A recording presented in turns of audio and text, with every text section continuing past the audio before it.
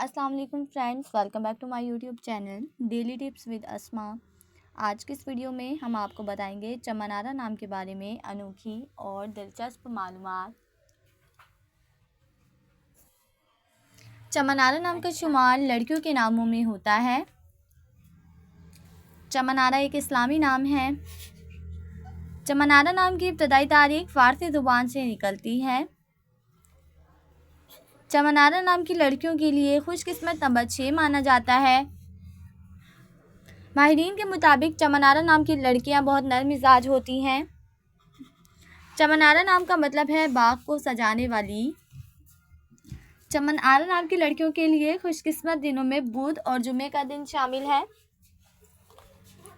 चमनारा नाम की लड़कियों के लिए मुवाफिक रंगों में सब्ज और पीला रंग शामिल है। चमनारा नाम के अफराद के लिए मुवाफिक पत्थरों में फ़िरोज़ी पत्थर शामिल है। खुशकिस्मती वाली धातों में हिंसों के हिसाब से कांसी और तांबा शामिल है। फ्रेंड्स, अगर आप अपने नाम का मतलब जानना चाहते हैं तो कमेंट बॉक्स में अपना नाम लिखें।